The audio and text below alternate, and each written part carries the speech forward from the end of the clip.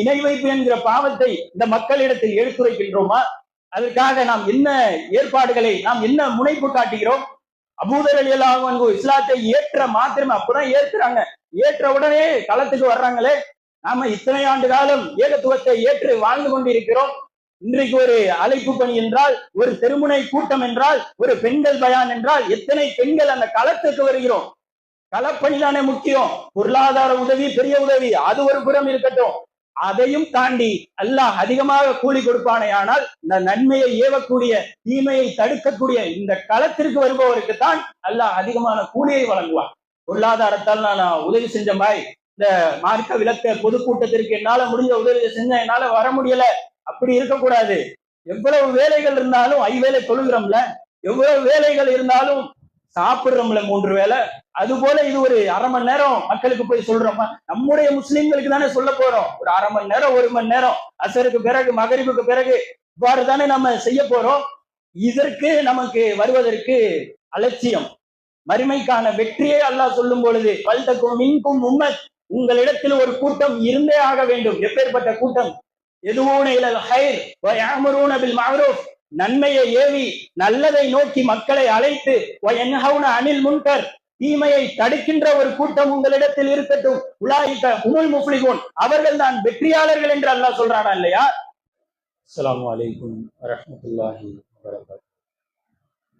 இன்னல் ஹம்துலில்லாஹ் நஹ்மதுஹு வ நஸ்தஈனுஹு வ நஸ்தக்ஃபிருஹு.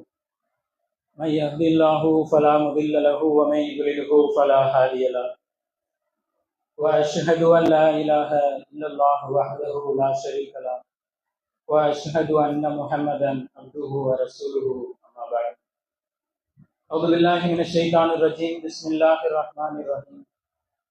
يا ايها الناس اتقوا ربكم الذي خلقكم من نفس واحده وخلق منها زوجها وبث منهما رجالا كثيرا ونساء واتقوا الله الذي تساءلون به والارحام ان الله كان عليكم رقيبا. يا ايها الذين امنوا اتقوا الله حق تقاته ولا تموتن الا وانتم مسلمون. புகழும் புகழ்ச்சியும் இந்த உலகை படைத்து அத்துணை படைப்பினங்களுக்கும் ரிஸ்க் அளித்துக் கொண்டிருக்கும் ஏக இறைவனாகிய அந்த அல்லாஹை போற்றி புகழ்ந்தவனாக, அந்த ஏக இறைவனுடைய அருளும் அன்பும் இந்த உலகிற்கு அருட்படையாக அனுப்பப்பட்ட முஹம்மது நபி ஸல்லல்லாஹு அலைஹி வஸல்லம் அவர்களின் மீதும், அவர்களுடைய குடும்பத்தார்களின் மீதும், மற்றும் இந்த சத்திய மார்க்கத்தை அப்படியே பின்பற்றி வாழ்ந்து மறைந்த நம் முன்னோர்கள், குறிப்பாக இந்த ஜும்மாவுடைய வணக்கத்தை நிறைவேற்றுவதற்காக இங்கே ஒன்று குழுமி இருக்கும் நம் அனைவர்களின் மீதும் அல்லாஹ்வினுடைய அருள் என்றென்றும் நின்று நிலவட்டுமாக என்று பிரார்த்தித்தவனாக எனது உரையினை ஆரம்பம் செய்தேன். அன்பிற்குரிய எல்லாம் வல்ல அல்லாஹ்வின் நல்லடியார்களே, அழைப்பு பணி குறித்து இஸ்லாமிய மார்க்கம் நமக்கு எவ்வாறு வலியுறுத்துகிறது என்பதை நாம் இந்த உரையில் பார்க்க வருகிறோம். அன்பிற்குரியவர்களே, நம்முடைய தமிழ்நாடு தௌஹீத் ஜமாத் சார்பாக தமிழ்நாடு முழுவதும் ஏராளமான கிளைகளில் ஏராளமான அழைப்பு பணிகள், தாவா பணிகள் நடந்து வருவதை நாம் பார்க்கின்றோம். ஒவ்வொரு நாளும் இன்றும் கூட சில கிளைகளில் தமிழ்நாட்டில் எங்கோ ஒரு ஓரத்தில் ஏதோ ஒரு அழைப்பு பணியை, பெண்கள் பயானாக இருக்கட்டும், தெருமுனை கூட்டமாக இருக்கட்டும், மார்க்க விளக்க பொதுக்கூட்டமாக இருக்கட்டும், எங்கோ ஒரு இடத்தில் மார்க்கத்தை நோக்கி மக்களை அழைக்கின்ற பணியில் நம்முடைய ஜமாத்தை சார்ந்த மனிதர்கள் நடத்தி வருவதை நாம் பார்க்கின்றோம். இத்தகைய இந்த அழைப்பு பணியில் நாம் எவ்வாறு பங்கேடு செய்கின்றோம்? நம்முடைய நிலை என்ன? இந்த அழைப்பு பணியில் வெறுமனே அழைப்பு பணி என்பது இறை தூதர்களுக்கு மாத்திரம் அல்லாஹ் கட்டளையிடவில்லை. இறை தூதர், அல்லாஹ்வின் தூதரை பற்றி சொல்லும் பொழுது அல்லாஹ் திருமறையில் சொல்கிறான். சூரா அல் அஅராஃப் 157வது வசனத்தில் அல்லாஹ் பேசுகிறான். அல்லதீன இத்தபியூன ரசூல நபியில் உம்மி அல்லதி, இந்த எழுத படிக்க தெரியாத இந்த தூதரை, இந்த முஹம்மது நபி ஸல்லல்லாஹு அலைஹி வஸல்லம் அவர்களை அவர்கள் இத்தபியூ பின்பற்றுகின்றனர். தங்களிடம் உள்ள தௌராத்திலும் இஞ்சியிலும் இவரை பற்றி அவர்கள் அறிந்து வைத்திருக்கின்றனர். இவர் யார் தெரியுமா? இந்த தூதர் யஅமுரூன பில் மஅரூஃப், அவர்களுக்கு நன்மையை ஏவுகின்றார். வ யன்ஹவுன அனில் முன்கர், அவர்களிடம் தீமையை தடுக்கின்றார். சொல்லிட்டு அடுத்து அல்லாஹ் சொல்றா, வ யுஹில்லு லஹும் தய்யிபாத், தூய்மையானவற்றை அவர்களுக்கு அனுமதிக்கிறார், தூய்மை இல்லாதவற்றை அவர்களுக்கு தடை செய்கிறார் என்று அல்லாஹ் நபியினுடைய பண்புகளில் சிலவற்றை குறிப்பிடும் பொழுது அவர் நன்மையை ஏவுவார், தீமையை தடுப்பார் என்று அல்லாஹ்வின் தூதரை பற்றி அல்லாஹ் சான்றளிக்கின்றார். அல்லாஹ்வின் தூதருக்கு மாத்திரம் இது கடமை அல்ல. அபூதர் ரலியல்லாஹு அன்ஹு அவர் இஸ்லாத்தை ஏற்ற வரலாறு தெரியுமா நமக்கு? அவர் பிற்காலத்தில் எவ்வளவோ தியாகங்கள் செய்திருக்கலாம். அவர் இஸ்லாத்தை ஏற்ற அந்த தருணம், அவர் ஷாம் நாட்டை சேர்ந்தவர். மக்காவில் இருந்து சில தூரம் அந்த நாடு, கிஃபாரி குலத்தாரை சார்ந்த ஒரு மனிதர் தான் அபூதர் ரலியல்லாஹு அன்ஹு. அவர்களிடம் இந்த மக்காவில் யாரோ இந்த இறை தூதர் என்று தன்னை சொல்வதாக அவருக்கு ஒரு தகவல் வருகிறது. அப்ப அபூதர் ரலியல்லாஹு அன்ஹு தன்னுடைய சகோதரனை அனுப்பி இந்த மாதிரி ஒருவர் சொல்றாங்க, என்ன விஷயம் என்று மக்காவில போய் கேட்டறிந்துவான்னு சகோதரரை அனுப்புறாங்க அபூதர் ரலியல்லாஹு அன்ஹு. அவர் போயிட்டு இப்படி ஒரு தூதர் நல்லதை ஏவும்படியும் தீயதை தடுக்கும்படியும் ஒரு தூதர் ஏவி கொண்டிருக்கிறார் என்று அவங்க சகோதரர் அபூதர் ரலியல்லாஹு அன்ஹு சொல்றாங்க. அபூதர் ரலியல்லாஹு அன்ஹுக்கு அது திருப்தி அடையல. என்னப்பா நீ இவ்வளவுதான் சொல்ற, நிறைய விஷயங்கள் இருக்கும், நானே போறேன் என்று அவர் தண்ணீர் பையையும் சில சாப்பிடுவதற்கு சில உணவுப் பொருட்களையும் எடுத்துக்கொண்டு ஷாம் தேசத்தில் இருந்து மக்காவை நோக்கி புறப்பட்டு செல்கிறார் அபூதர் ரலியல்லாஹு அன்ஹு.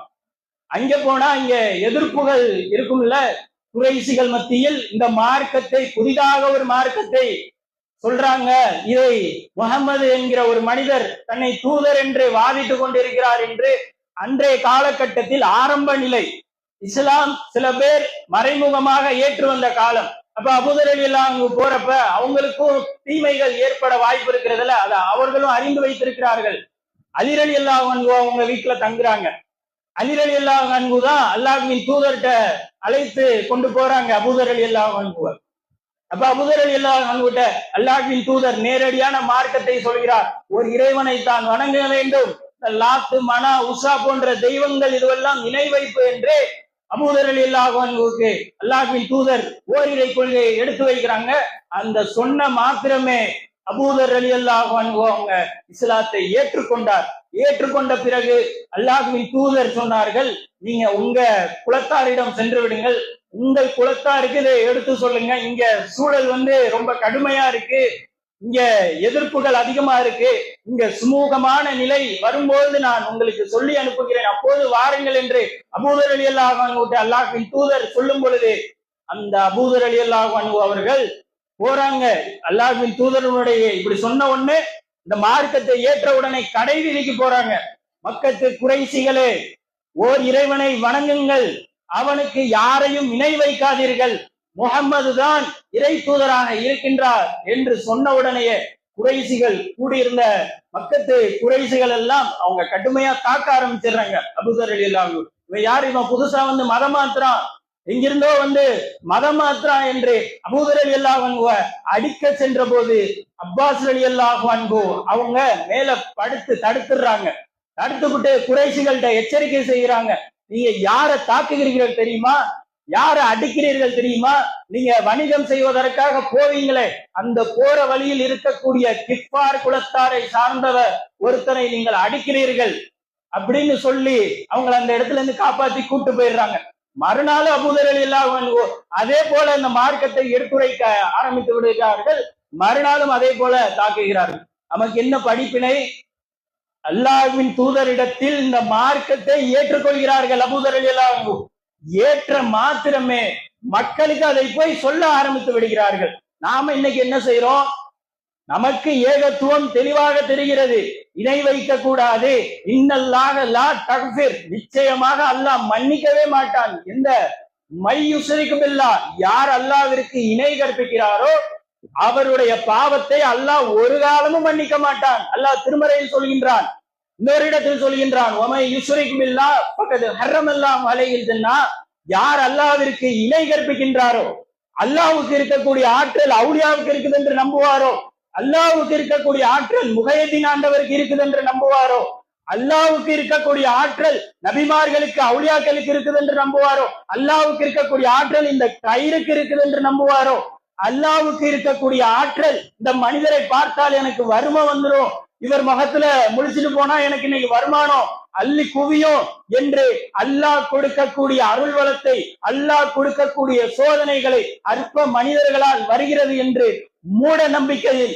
சிறுக்கு வைப்பாரோ, பக்கத்து ஹர்ரமல்லாஹு அலைஹி ஜன்னா, அவருக்கு சொர்க்கம் ஹராமாகிவிட்டது, வமா வாஹுன்னார், அவர்கள் சென்றடையும் இடம் நரகமாக இருக்கின்றது. எப்பேற்பட்ட எச்சரிக்கை! இந்த எச்சரிக்கையை நாமும் சொல்லாத ஊர்கள் கிடையாது, போய் சேராத மக்கள் கிடையாது. பட்டி தொட்டி எங்கும் பல கிராமங்களில் இந்த வசனத்தை, அல்லாஹ்வினுடைய கட்டளையை நாம் எடுத்துரைத்து கொண்டே இருக்கின்றோம். இருந்தாலும் மக்கள் விலங்கலையே. நாமும் இந்த அழைப்பு பணியை செய்யணுமா இல்லையா? நம்மை சுற்றி உள்ள மக்கள் தானே இந்த இணை வைப்பான காரியங்களில் அதிகமாக போய் வீழ்ந்து கிடக்கின்றார்கள். நாம என்ன செய்யறோம்? நன்மையை ஏவுறது ஒரு புறம், நன்மையை ஏவுவது சில பேருக்கு இலகுவா இருக்கும். தொழுகைக்கு வாப்பா, ஒரு முஸ்லீம் இடத்துல தொழுகைக்கு வாப்பான்னு சொல்லியாச்சு, அப்படி இலகுவா சொல்லிட்டு போயிடலாம். ரமலான் மாசம் வருது, நோன்பு வைப்பா அப்படின்னு இலகுவா சொல்லிடலாம். ஒரு தீமையை தடுப்பது எவ்வளவு பெரிய விஷயம் தெரியுமா? தீமையை தடுக்கும் பொழுதுதான் நமக்கு பல எதிர்ப்புகள் வரும், பல்வேறு எதிர்ப்புகள். ஒருத்தவன் தர்காக்கு போறானா அது போகாத நரகத்துல போய் வீழ்ந்துருவன்னு சொன்னா எந்த அளவுக்கு எதிர்ப்பு வரும்? அப்போ ஒரு தீமையை தடுப்பது என்பது மிக கடினம். அதனாலதான் இன்றைக்குள்ள சமுதாய இயக்கங்கள், நம்முடைய சமுதாய மக்கள் தீமையெல்லாம் கண்டுக்கிறதே இல்லை. அவன் ஏதோ வணங்கிட்டு போறான், உங்களுக்கு என்னப்பா, நீ நஜாத்துக்காரன், உன் பள்ளியில தொழுவு, இப்படி சொல்லக்கூடிய காரியத்தை பார்க்கிறோமா இல்லையா? அல்லாஹ் இதையா ஏவுறான்? அல்லாஹ் நன்மையை ஏவு, தீமையை தடுன்னு அல்லாஹ் சொல்றான். வல்தக்கும் மின்கும் உம்மத், உங்களிடத்தில் ஒரு கூட்டம் இருந்தே ஆக வேண்டும். எப்பேற்பட்ட கூட்டம்? எதுவூன இலல் ஹைர் வ யஅமுரூன பில் மஅரூஃப், நன்மையை ஏவி நல்லதை நோக்கி மக்களை அழைத்து, வ யன்ஹவுன அனில் முன்கர், தீமையை தடுக்கின்ற ஒரு கூட்டம் உங்களிடத்தில் இருக்கட்டும். உலாயிக ஹுமுல் முஃப்லிஹூன், அவர்கள் தான் வெற்றியாளர்கள் என்று அல்லாஹ் சொல்றானா இல்லையா? அப்ப இந்த சமுதாயத்தில் நடக்கக்கூடிய தீமைகளை நாம தடுக்க வேண்டுமா இல்லையா? நாம எத்தனை தீமைகளை தடுத்திருக்கின்றோம்? நம்முடைய இளைஞர்கள் இன்றைக்கு மது போதைகள்ல மூழ்கி கிடக்கிறார்களே, இவ்வளவு பெரிய வேதனை. மாணவர்கள், பள்ளிக்கூடத்தில் படிக்கக்கூடிய மாணவர்கள் போதை பழக்கங்கள் ஈடுபடுகிறார்கள். அவர்களுக்கு நாம் இந்த மார்க்க அறிவுரையை சொல்கிறோமா? இஸ்லாமிய மாணவர்கள், இஸ்லாமிய மாணவிகளுக்கு, இஸ்லாமிய இளைஞர்களுக்கு, இஸ்லாமிய இளம் பெண்களுக்கு அறிவுரை முதலில் சொல்கிறோமா? சில பேர் நினைக்கிறாங்க நம்ம இந்த மார்க்கத்தை பிற மதத்தவர்கள்ட்ட தான் ஃபர்ஸ்ட் சொல்லணும், அவங்கள்ட்ட தான் ஃபர்ஸ்ட் சொல்லணும். அறியாதவர்கள் யாராக இருந்தாலும் இந்த மார்க்கத்தை எடுத்து வைக்கணும். அல்லாஹ் இந்த குர்ஆன் வசனத்துல நீங்க பார்க்கலாம், யா அய்யுஹல்லதீன ஆமனு இத்தகுல்லா, யா அய்யுஹல்லதீன ஆமனு இத்தகுல்லா, நம்பிக்கை கொண்ட மக்களே அல்லாஹ்வை அஞ்சிக் கொள்ளுங்கள், அல்லாஹ்வை அஞ்சிக் கொள்ளுங்கள் என்று சஹாபாக்களுக்கு தான் அல்லாஹ் அருள்றான். சஹாபாக்களுக்கு தான் இந்த வசனத்தை இறக்கி இருக்கிறான் அன்றைய காலத்தில். அப்ப இது வெறுமனே பிற மதத்தவர்களுக்கு சொல்லணும், அது மாற்று கருத்து இல்ல. முஸ்லிம்கள் மத்தியிலே மார்க்கம் சரியாக புரியவில்லையே. இங்க கூட சில பேர்கிட்ட கேளுங்க, இணை வைப்புனா எதுப்பா இணை வைப்பு அப்படின்னு கேட்டா சில பேர் என்ன சொல்லுவாங்க, அது சிலைகளை வணங்குவது இணை வைப்பு, இல்ல வெளிப்படையா நம்ம பிரச்சாரம் செய்யறோம், மௌலுதுக்கு எதிரா தர்காக்கு எதிரா பிரச்சாரம் செய்யறோம், அதுவெல்லாம் இணை வைப்புன்னு அதை சொல்லுவாங்க. அது மட்டுமல்ல, அல்லாஹ்வுக்கு இருக்கக்கூடிய ஆற்றல் அது ஒரே ஒரு பொருளுக்கு இருக்குது என்று நம்பினாலும் அதுவும் இணை வைப்பு தான். எவன் ஒருவன் இணை வைப்பான நிலையில் இறந்து விடுவானோ அவன் செல்லும் இடம் நரகம் என்று அல்லாஹ்வின் தூதர் அவர்கள் நமக்கு சொல்லி தந்திருக்கிறார்கள். அப்ப இந்த இணை வைப்பு என்கிற பாவத்தை இந்த மக்களிடத்தில் எடுத்துரைக்கின்றோமா? அதற்காக நாம் என்ன ஏற்பாடுகளை, நாம் என்ன முனைப்பு காட்டுகிறோம்? அபூதர் ரலியல்லாஹு அன்ஹு இஸ்லாத்தை ஏற்ற மாத்திரம் அப்பதான் ஏற்கிறாங்க, ஏற்ற உடனே களத்துக்கு வர்றாங்களே. நாம இத்தனை ஆண்டு காலம் ஏகத்துவத்தை ஏற்று வாழ்ந்து கொண்டிருக்கிறோம். இன்றைக்கு ஒரு அழைப்பு பணி என்றால், ஒரு தெருமுனை கூட்டம் என்றால், ஒரு பெண்கள் பயான் என்றால் எத்தனை பெண்கள் அந்த களத்துக்கு வருகிறோம். களப்பணிதானே முக்கியம். பொருளாதார உதவி பெரிய உதவி, அது ஒரு புறம் இருக்கட்டும். அதையும் தாண்டி அல்லாஹ் அதிகமாக கூலி கொடுப்பானே. ஆனால் இந்த நன்மையை ஏவக்கூடிய, தீமையை தடுக்கக்கூடிய இந்த களத்திற்கு வருபவருக்குத்தான் அல்லாஹ் அதிகமான கூலியை வழங்குவான். பொருளாதாரத்தால் நான் உதவி செஞ்சேன் பாய், இந்த மார்க்க விளக்க பொதுக்கூட்டத்திற்கு என்னால முடிஞ்ச உதவி செஞ்ச, என்னால வர முடியல, அப்படி இருக்கக்கூடாது. எவ்வளவு வேலைகள் இருந்தாலும் ஐவேளை தொழுகிறோம்ல, எவ்வளவு வேலைகள் இருந்தாலும் சாப்பிடுறோம்ல 3 வேளை. அது போல இது ஒரு அரை மணி நேரம் மக்களுக்கு போய் சொல்றோமா? நம்முடைய முஸ்லிம்களுக்கு தானே சொல்ல போறோம். ஒரு அரை மணி நேரம் 1 மணி நேரம் அசருக்கு பிறகு மகரிபுக்கு பிறகு இவ்வாறு தானே நம்ம செய்ய போறோம். இதற்கு நமக்கு வருவதற்கு அலட்சியம். மறுமைக்கான வெற்றியை அல்லாஹ் சொல்லும் பொழுது உங்களிடத்தில் நன்மையை ஏவக்கூடிய தீமையை தடுக்கக்கூடிய ஒரு கூட்டம் இருக்க வேண்டும்னு அல்லாஹ் சொல்றானா இல்லையா? இன்னைக்கு நாம நினைக்கிறோம் தீமையை தடுக்காம விட்டா தீமையை கண்டுக்கிறாம இருப்போம்பா, நம்ம பாட்டுக்கு நம்ம பள்ளியில வருவோம், தொழுதுட்டு போவோம். இப்படி அல்லாஹ் விரும்பல. இப்படி இருந்த ஒரு கூட்டத்தை அல்லாஹ் அழித்ததாகவும் திருமறையில் நமக்கு சொல்றானா இல்லையா? சனிக்கிழமை வாசிகளுடைய வரலாறை நாம் படித்து வைத்திருப்போம். சனிக்கிழமை வாசிகள் 3 கூட்டமாக இருந்தார்கள். அதாவது அல்லாஹ் வகைப்படுத்துகிறான். அவங்களுக்கு ஒட்டுமொத்த சனிக்கிழமை வாசிகளுக்கும் கடல்ல மீன் பிடிக்க தடை. அல்லாஹ் ஒரு சோதிச்சு பாக்குறான். சனிக்கிழமை தான் கடல்ல மீன் தெரிகிற மாதிரி அவங்க கண்ணுக்கு அல்லாஹ் காட்டுறான். என்ன பண்றாங்க? ஒரு கூட்டம் தடையை மீறி மார்க்கத்துல இது தீமை போகாதன்னு அல்லாஹ் தடுத்திருக்கான். அதையும் மீறி ஒரு கூட்டம் கடலுக்கு போறாங்க மீன் பிடிக்க. 2 கூட்டம் போகல. இந்த போகாத கூட்டத்துல ஒரு கூட்டம் மட்டும் இந்த போனாங்கல்ல, இவங்களை தடுத்தாங்க. போகாதீங்கப்பா, அல்லாஹ் உங்களை தண்டிப்பான், நாளை மறுமையில உங்களை அல்லாஹ் குற்றம் பிடிப்பான், நரகத்தில் வீசி விடுவான் என்று கடுமையாக எச்சரிக்கை செய்தார்கள். இப்படி தடுத்த இந்த கூட்டத்தை போகாம 2 கூட்டம் சொன்னல, அதுல ஒரு கூட்டம் தான் தடுத்தாங்க. இன்னொரு கூட்டம் இந்த தடுக்கிறவங்களை பார்த்து, நீ ஏன்பா போற, நீ ஏன் அவங்களை தடுக்கிற, அவன் போனா போட்டு, அவன் தர்காவுக்கு போனா போட்டு, உனக்கு என்ன, நீ உன் பள்ளியில தொழுதுட்டு போ, இப்படி நமக்கு மத்தியில சொல்றாங்களா இல்லையா? இப்படிதான் அன்றைக்கும் அந்த கூட்டம் நன்மையை ஏவி தீமையை தடுத்தவர்களை தடுத்தார்கள். அல்லாஹ் இவர்களை சொல்கிறான், இவர்களில் நன்மையை ஏவி தீமையை தடுத்தவர்களை விட்டுவிட்டு மிச்ச 2 குலத்தாரையும் 2 கூட்டத்தாரையும் அல்லாஹ் குரங்குகளாக, இழிந்த குரங்குகளாக ஆக்கிவிட்டான். இதுல இருந்து நமக்கு படிப்பினையா இல்லையா? நன்மையை ஏவுவது தீமையை தடுப்பது என்பது ஒவ்வொரு முஸ்லிமுக்கும் அல்லாஹ் கடமையாகவே வச்சிருக்கான். ஒவ்வொரு முஸ்லிமும் ஏகத்துவத்தை ஏற்றுக்கொண்டாரே ஆனால், நான் அல்லாஹ்வை தவிர வேறு யாரையும் வணங்க மாட்டேன், லா இலாஹ இல்லல்லாஹ் என்ற ஏகத்துவ கலிமாயை சொல்லிவிட்டார் என்றால் அவருக்கு அடுத்த விஷயமே இந்த பணிதான், தொழுகை. அதற்கு அடுத்து இந்த நன்மையை ஏவுவது தீமையை தடுப்பதுதான். நம்மள எத்தனை பேரு அந்த களத்திற்கு வருகிறோம்? பாய், எனக்கு வியாபாரம் இருக்கு பாய், எனக்கு சில தேவைகள் இருக்கு, நான் வெளியில போகணும். நமக்கு நல்லா தெரியும் இது எப்படியும் அந்த அழைப்பு பணி இருக்குது என்று, அந்த பெண்கள் பயான் இருக்குது என்று ஒரு 2 நாள் முன்னாடி சொல்லியிருப்பாங்க. இல்ல குறைஞ்சபட்சம் ஒரு நாள் முன்னாடியாவது சொல்லியிருப்பாங்க. நமக்கு தெரியும் இன்னைக்கு இந்த நேரத்துல பயான் நடக்க போகுது. அப்பதான் நம்ம என்ன பண்ணுவோம்? அங்க போகணும், இங்க போகணும். அதற்கான தியாகங்களை நாம் எத்தனை பேர் செய்கிறோம்? இப்ராஹிம் அலைஹிஸ்ஸலாம் அவர்களுடைய மனைவி இஸ்மாயில் அலைஹிஸ்ஸலாம் அவர்களுடைய தாயார் மக்காவில இருந்து அந்த சஃபா மருவா பள்ளத்தாக்கில் அல்லாஹ்வினுடைய கட்டளைப்படி இப்ராஹிம் அலைஹிஸ்ஸலாம் தன்னுடைய மனைவியையும் கை குழந்தையையும் அங்க விட்டுட்டு வராங்க. இப்போ வரும்பொழுது தன்னுடைய மனைவி கேட்கிறாங்க, இப்ராஹிம் அலைஹிஸ்ஸலாம் அவர்களுடைய மனைவி, இது அல்லாஹ்வினுடைய கட்டளையா என்று கேட்ட உடனே, ஆமாம் அல்லாஹ் இவ்வாறு கட்டளையிட்டு இருக்கிறான் என்று சொல்லும் பொழுது நம்ம இஸ்மாயில் அலைஹிஸ்ஸலாம் அவர்களுடைய தாயார் சரி அப்படின்ட்டு கட்டுப்பட்டார்களா இல்லையா? வேற மறு பேச்சே இல்ல. எப்ப அந்த தண்ணி இல்லாத காட்டுல வறண்ட பூமியில என்னை தனியா விட்டுட்டு போறியே அப்படின்லாம் கேட்கல. அல்லாஹ்வினுடைய கட்டளையா, அல்லாஹ் எனக்கு உதவுவான் அப்படின்னு உறுதியாக இருந்தார்களா இல்லையா? நம்முடைய பெண்கள் அவ்வாறு இருக்கிறோமா?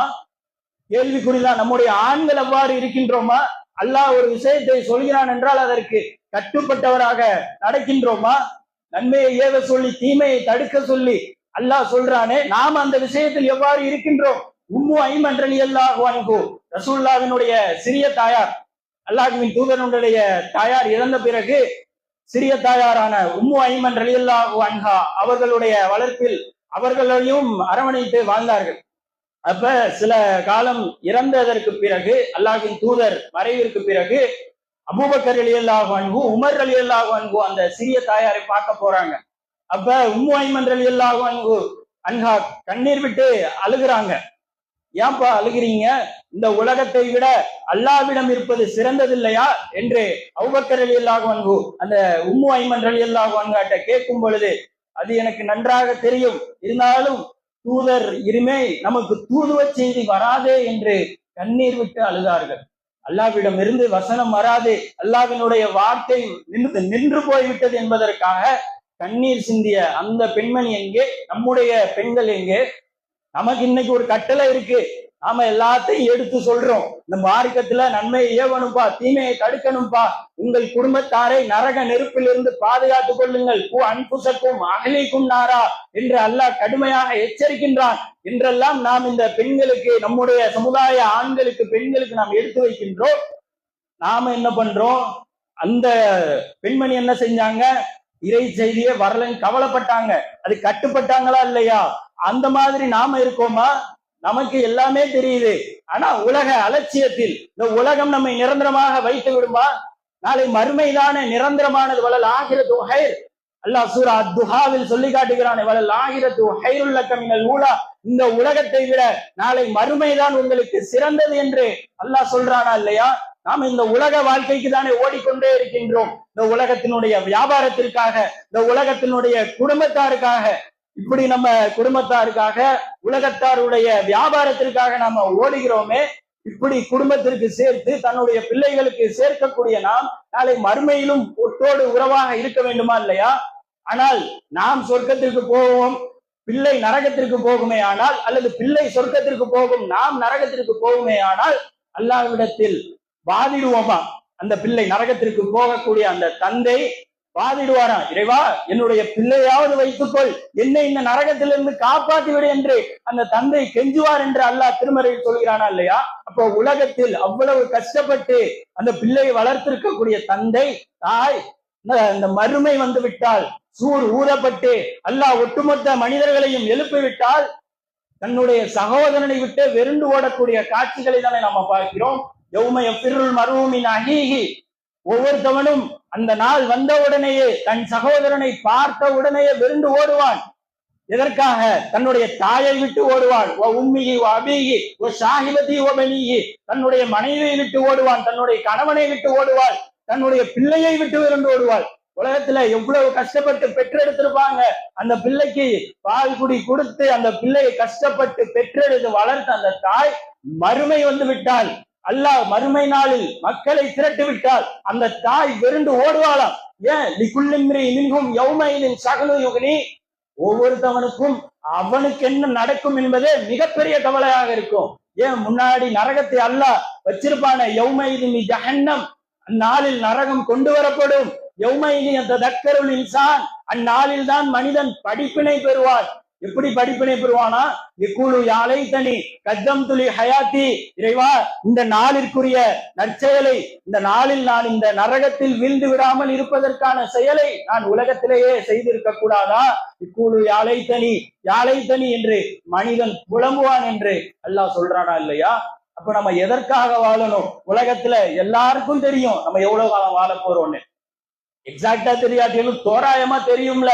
60 வருஷம் வாழ்றான், 70 வருஷம் வாழ்றான் மனிதன், 80 வருஷம் வாழ்றான். அதை தாண்டி யாரும் வாழ்ந்ததாக வரலாறு இல்லையே. சமீபத்தில் அதிகபட்சம் 100 ஆண்டு வாழ்ந்திருக்காங்க. அப்ப இப்படிப்பட்ட அற்பமான விஷயத்திற்கு, அற்பமான உலகத்திற்கு நாம் ஓடிக்கொண்டிருக்கிறோம். நாளை மறுமையில் மிகப்பெரிய நன்மைகளை பெற்றுத்தரக்கூடிய இந்த மார்க்க பணிகளுக்கு, அழைப்பு பணிகளுக்கு நம்முடைய ஈடுபாடு எப்படி இருக்கின்றது? நம்ம ஏதோ கல்வி பணி பண்றோம், சமூக பணி பண்றோம், அதுவெல்லாம் பண்ணலாம். அது பண்ணுனா கூடுதல் நன்மை. முதன்மையான பிரச்சாரம் இந்த இணை வைப்புக்கு எதிராக தானே இருக்கணும். இணை வைக்காத நிலையில் ஒருவன் இறந்து விட்டால் அவர் நிச்சயமாக சொர்க்கத்திற்கு போயிடுவாங்க எப்படியாவது. ஆனா ஒருத்தர் இணை வைத்த நிலையில் அவன் கல்வி பணி செய்தாலும் சரி, அவன் பல இரத்த தானங்கள், பல யூனிட் கொடுத்திருந்தாலும் சரி, இந்த சமுதாயத்திற்காக வாரி வழங்கியிருந்தாலும் சரி, அவனிடத்தில் கேள்வி கணக்கே இருக்காதுங்க. அல்லாஹ் சொர்க்கத்தை தான் ஹராமாக்கிட்டானே. சொர்க்கம் யாருக்கு ஏதுவாக இருக்கின்றதோ அவர்களிடம் அல்லாஹ் கேள்வி கேட்பான். நீ இந்த நேரத்துல என்ன செஞ்ச, தொழுதியா, நோன்பு வச்சியான்னு இணை வைக்காத மனிதர்களுக்கு தான் அல்லாஹ் கேள்வி கணக்க வச்சிருக்கான். காஃபிர்களுக்கு, முஸ்ரிகீன்களுக்கு, முனாஃபிகீன்களுக்கு, இவர்கள் யாருக்குமே அல்லாஹ் ஏறெடுத்து பார்க்க மாட்டான். நாளை நரகத்தில் வீசி எரிந்து விடுவான் என்று திருமறையில் நமக்கு அல்லாஹ் கற்றுத்தரானே. அப்ப இந்த இணை வைப்பு என்கிற பாவத்தை இந்த மக்கள், நம்முடைய ஆண்கள், நம்முடைய பெண்கள், நம்முடைய பிள்ளைகள் செய்து வருவதை நாம் பார்க்கின்றோம்.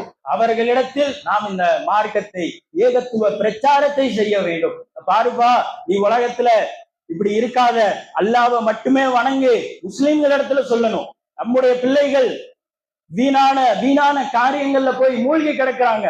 இன்றைக்கு இந்தியாவினுடைய ஒன்றிய அரசினுடைய அதிகாரிகள் சொல்கிறார்கள், பொழுதுபோக்கு துறையும் ஊடகத்துறையும் தான் அதிக வளர்ச்சி பெற்றுக் கொண்டிருக்கிறது. 2030 அது 7% உயரும், 8.8 லட்சம் கோடி அது வருமானத்தை பெற்றுத்தரும் என்று இந்த பொழுதுபோக்கு கேம்ஸ், வீடியோ கேம்ஸ் விளையாடுறாங்கல்ல, போன்லயே விளையாடுறான், சில பேர் கம்ப்யூட்டர்ல போய் விளையாடுறாங்க நம்முடைய பிள்ளைகள், அந்த மாதிரி விஷயங்கள் அதிகரிச்சுட்டே போகுது. எந்த அளவுக்கு பாத்தீங்களா? ஒரு நாள் அல்லாஹ்வின் தூதர் அவர்கள் தன்னுடைய மனைவி ஜைனப் ரலியல்லாஹு அன்ஹா அவங்களோட இருக்கும் பொழுது அல்லாஹ்வின் தூதர் திடீர்னு எழுது, தீமை விட்டது, தீமை பெருகிவிட்டது, யஹ்ஜூஜ் மஹ்ஜூஜ் என்ற கூட்டம் அவர்களுடைய துளையை போட்டு போட்டு இவ்வளவு பெரிய துளையாக ஆக்கிவிட்டார்கள் என்று அல்லாஹ்வின் தூதர் சொன்னார்கள். அப்ப ஜைனப் ரலியல்லாஹு அன்ஹா கேட்டாங்க, தீமை விட்டால் நாமும் அழிந்து விடுவோமா? நாம அல்லாஹ்வை நம்புறோமே, அல்லாஹ்வை உறுதியா இருக்கோமே அப்படின்னு கேட்கும் பொழுது அல்லாஹ்வின் தூதர் சொன்னார்கள், தீமை பெருகிவிட்டால் அங்கே இருக்கக்கூடிய நல்லவர்களும் சேர்ந்துதான் அழிவார்கள் என்று அல்லாஹ்வின் தூதர் சொல்கிறார்களே. அப்ப இன்றைக்கு நமக்கு மத்தியில் எவ்வளவு தீமைகள் அரங்கேற்றிக் கொண்டே இருக்கிறார்கள். இதுவெல்லாம் உலகம் அழிவதற்கான ஒரு அறிகுறி தான். இன்றைக்கு ஓரின சேர்க்கை என்ற பெயரில் சில மாதங்களுக்கு முன்னால் தமிழ்நாடு அரசு அந்த பேரணிக்கு அனுமதி கொடுக்குது. தமிழ்நாடு அரசு சமூக நீதி பேசக்கூடிய, முற்போக்கு பேசக்கூடிய திராவிட முன்னேற்ற கழக அரசு இது போன்ற ஒழுக்க கேடுக்கான செயல்களுக்கு அனுமதி கொடுக்குதா இல்லையா? எதுவெல்லாம் உரிமை என்ற ஒரு பட்டியல் இருக்கா இல்லையா? சில பேரு நான் விபச்சாரம் பண்றது என்னுடைய உரிமை, அதனால எனக்கு இந்த இடத்துல இடம் வேணும்னு கொடுத்துட முடியுமா? அரசாங்கம் இடம் ஒதுக்கிடுமா? அப்ப எதுவெல்லாம் உரிமை என்கிற விஷயம் வேறு, ஒழுக்க கேடு என்கிற விஷயம் வேறா இல்லையா? மதுக்கடைகளையும் இந்த தமிழ்நாடு அரசு நடத்துகிறது, அதுவும் மனிதகுல கேடா இல்லையா? அப்ப இது மாதிரி விஷயங்கள் யாரு செஞ்சாலும் சரி, அநீதி இழைக்கக்கூடிய, சமூகத்திற்கு கேடு விளைவிக்கக்கூடிய கூட்டங்கள் யாராக இருந்தாலும் அதற்கு எதிராக ஒரு ஏகத்துவவாதி ஒரு பிரச்சாரத்தை செய்ய வேண்டும். அதை முடிந்தவரையும் நாவால் தடுக்க வேண்டும், முதல்ல கையால் தடுக்க வேண்டும். இந்திய ஜனநாயகப்படி நாம் பிரச்சாரம் செய்யலாம், அத்துணை மக்களுக்கும் அந்த உரிமை இருக்குது, நம்ம யாரும் தடுக்க முடியாது, சட்டத்துல இடமே இல்லை, பிரச்சாரம் செய்யலாம், யார் எந்த கொள்கையை வேணா பிரச்சாரம் செய்யலாம். நாம சத்திய கொள்கை அவர்களிடம் நிச்சயமாக சொல்லலாம், கையால தடுக்கலாம். இல்ல குறைந்தபட்ச ஈமான், பலவீனமாக ஈமானாக அல்லாஹ் அதை விட்டு விலகி இருக்க சொல்கிறான். அப்ப இரண்டாவது அந்த தீமைக்கு எதிராக நாவால் பிரச்சாரம் செய்ய சொல்கிறானா இல்லையா? அந்த பிரச்சாரத்தில் நாம் ஈடுபட வேண்டும், அந்த பிரச்சார களப்பணியில் நாம் இருக்க வேண்டும். நமக்கு 1000 வேலை இருக்கும். ஒரு அழைப்பு பணின்னு சொல்லும் பொழுது நாம ஓடோடி வரக்கூடிய மக்களாக நாம் இருக்க வேண்டும். நிச்சயமாக அப்படிப்பட்ட கூட்டத்தாருக்கு தான் அல்லாஹ் நாளை மறுமையில் வெற்றி அளிக்க போகிறான். அதுதான் அந்த வசனத்தில் நாம் பார்க்கிறோம், வல்தக்கும் மின்கும் உம்மத் யதுஊன இலல் ஹைர் வ யஅமுரூன பில் மஅரூஃப், நன்மையை ஏவி நல்லதை நோக்கி மக்களை அழைத்து வ யன்ஹவுன அனில் முன்கர், தீமையை தடுக்கின்ற ஒரு சமுதாயம் உங்களிடத்தில் இருக்கட்டும். உலாயிக ஹுமுல் முஃப்லிஹூன், அவர்கள் தான் வெற்றி பெறுவார்கள். நம்முடைய ஜமாத்தும் அப்படிதான் வெற்றியை அடைந்திருக்கிறது. நாம கல்வி பணி நம்முடைய ஜமாத்தின் சார்பாக செய்கிறோம், சமூக பணி செய்கிறோம். இதுவெல்லாம் அடுத்து முதல்ல நாம முதன்மை பிரச்சாரமாக வைப்பது இந்த ஏகத்துவ கொள்கையை தான். அதனாலதான் ஒரு காலத்துல 2000 காலகட்டத்துல தமுக்கத்துல மாநாடு நடத்தும் பொழுது 92 தடையை மீறி 2000 அந்த தமுக்கம் மாநாடு, தௌஹீதினுடைய மாநாடு அல்லாஹ் வெற்றி அளித்தான். ஆனால் இன்றைக்கு அந்த தமுக்கத்தில் மாநாடு நடத்தினால் அந்த தமுக்கம் இடம் போதாது என்று சொல்லக்கூடிய அளவிற்கு அல்லாஹ் இந்த ஜமாத்திற்கு, இந்த நன்மையை ஏவி தீமையை தடுக்கக்கூடிய இந்த கூட்டத்திற்கு அல்லாஹ் வெற்றி அளித்திருக்கிறானே. என்ன காரணம்? இந்த பணியில இருக்கிறோம், இதைதான் நாங்க முதன்மையாக வைக்கிறோம். இது யாரையும் பகைக்க வேண்டும், யாரையும் எதிர்க்க வேண்டும் என்கிற நோக்கமே நமக்கு அல்ல. எல்லோரும் சகோதரர்கள், எல்லோரும் எங்களுடைய குடும்பத்தார்கள் என்கிற காரணத்தினால்தான் நாம் இந்த சத்திய மார்க்கத்தை, இணை வைப்புக்கு எதிரான முதன்மை தீமையான இந்த இணை வைப்புக்கு எதிரான பிரச்சாரத்தை நாம் தினந்தோறும் செய்து கொண்டே இருக்கின்றோம். நாமும் அத்தகைய களப்பணியில் இருந்து நன்மையை ஏவி தீமையை தடுக்கின்ற இந்த களப்பணியில் களத்தில் நின்று அந்த நன்மைகளை பெற்று நாளை மறுமையில் சொர்க்கத்திற்கு செல்லக்கூடிய மக்களாக நாம் இருக்க வேண்டும் என்று கூறி எனது முதல் உரையை நிறைவு செய்கிறேன்.